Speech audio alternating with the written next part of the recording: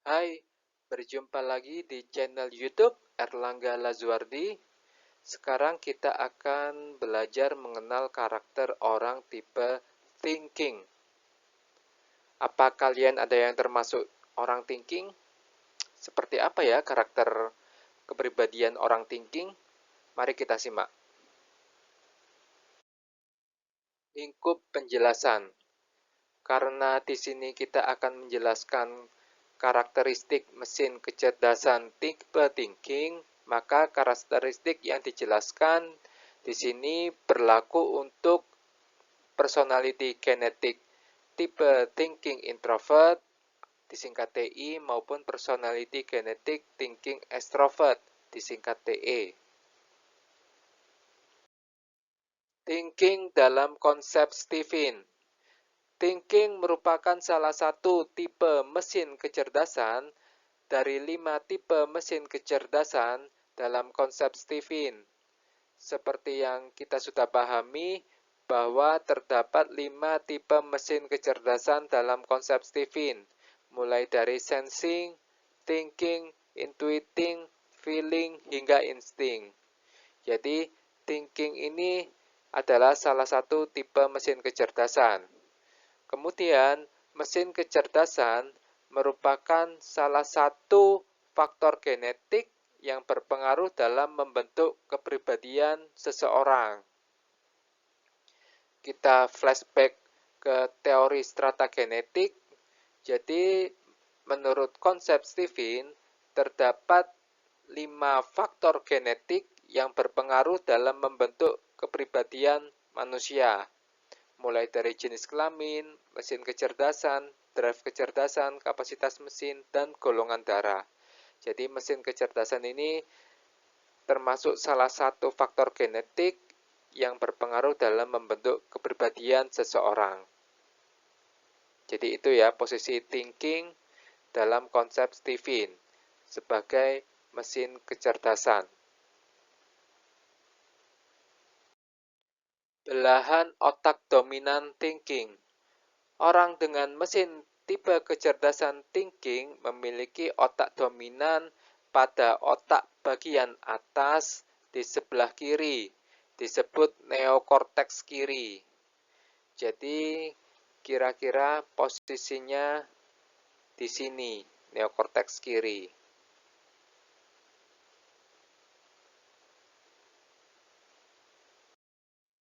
Lawan thinking. Karakteristik atau kepribadian tipe mesin kecerdasan thinking berkebalikan atau berlawanan dengan kepribadian tipe mesin kecerdasan feeling. Jadi, jika dilihat berdasarkan belahan otaknya, maka belahan otak tipe thinking yang berada di otak neokorteks kiri, posisinya ada di sini. Sedangkan belahan otak tipe feeling yang berada di limbik kanan, posisinya berada di sini. Jadi posisinya saling berlawanan secara diagonal antara mesin kecerdasan thinking dan feeling.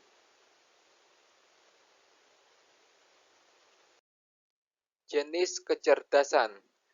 Orang tipe thinking, jenis kecerdasannya berbasis akal atau nama lainnya pikiran. Jadi, orang tipe thinking dalam mengambil keputusan atau mempertimbangkan, mereka mengandalkan atau bergantung pada akalnya atau pikirannya. Sehingga kegiatan utama yang juga menjadi keunggulan kerja orang tipe thinking yaitu menalar sesuatu hal secara rasional.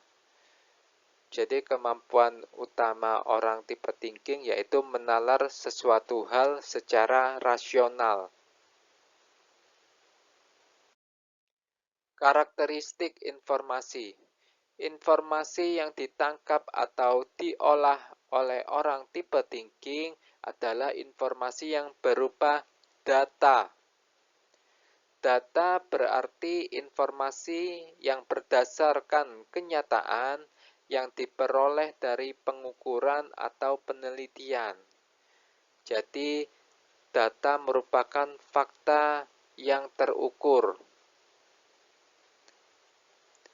Lawan dari data yang bersifat objektif adalah rasa yang bersifat subjektif. Karakteristik kegiatan. Kegiatan utama yang menjadi kemampuan orang tipe thinking yaitu yang bersifat analisis.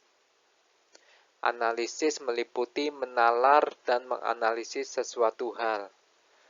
Menganalisis berarti mengurai satu hal menjadi berbagai bagian yang lebih sederhana untuk mengetahui cara kerjanya dan hubungan antar bagiannya sehingga dapat diambil keputusan.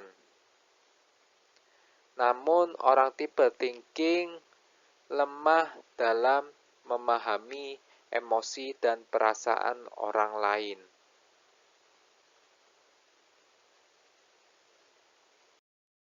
Karakteristik keputusan.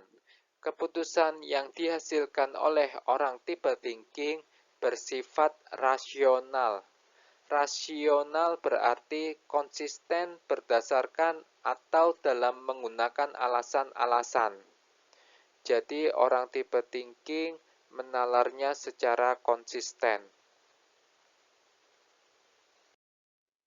Objektif.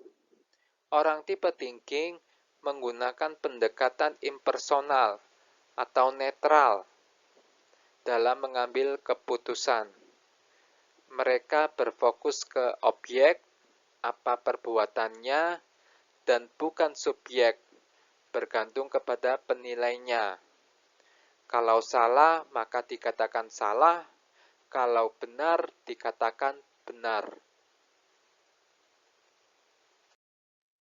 Cause and effect, sebab akibat. Orang tipe thinking mempertimbangkan hubungan sebab akibat yang logis atau bernalar.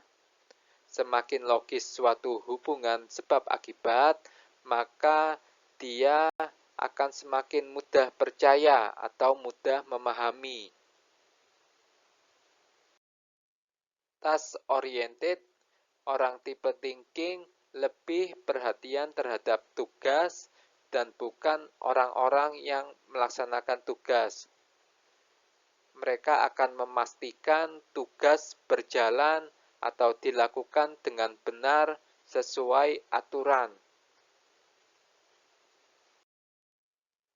Analyze, menganalisis, orang tipe thinking memutuskan dengan menganalisis dan menimbang data-data.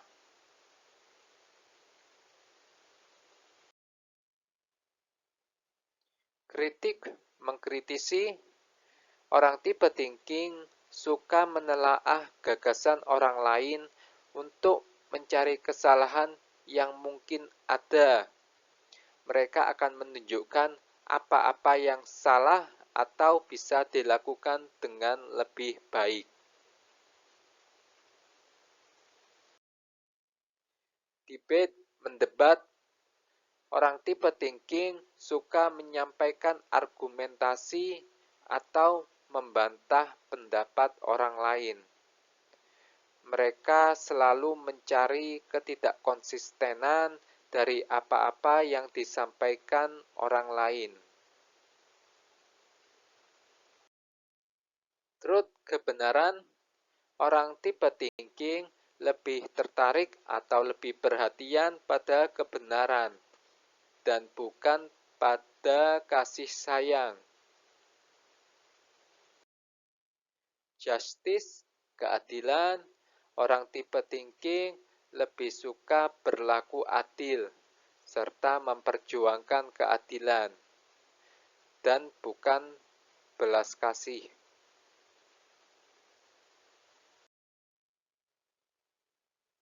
Arti keadilan bagi orang thinking yaitu memperlakukan semua orang dengan standar yang sama.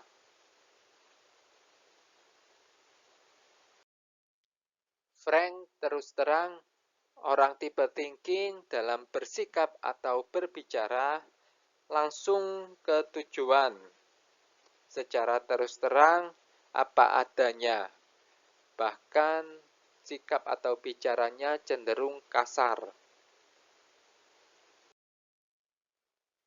Firm atau kaku, orang tipe thinking bersikap kaku atau tidak luas dan dingin terhadap orang-orang.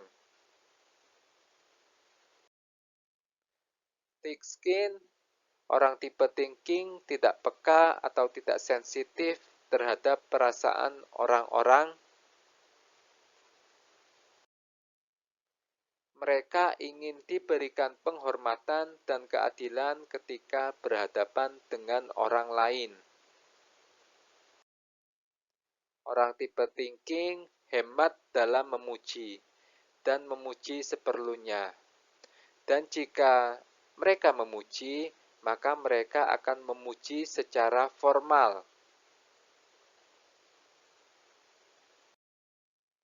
Orang tipe thinking jarang bertanya bila tidak memungkinkan, namun mereka akan tegas dalam menuntut hak atau keadilan. Orang tipe thinking berkomunikasi dengan menggunakan bahasa yang tidak pribadi dan bersifat formal atau netral.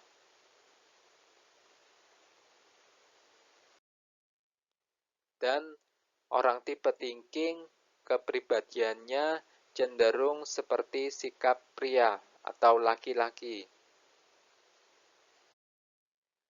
Terima kasih, itu saja yang bisa kita diskusikan kali ini. Jangan lupa subscribe channel YouTube ini, Erlangga Lazuardi.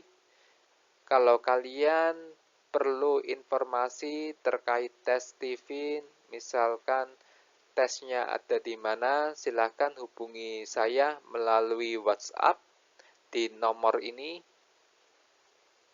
Dan kalau kalian ada pertanyaan atau mungkin ada yang belum jelas atau lainnya, silakan kalian sampaikan di kolom komentar di YouTube. Semoga video ini berguna bagi kita semua. Sampai jumpa di video selanjutnya.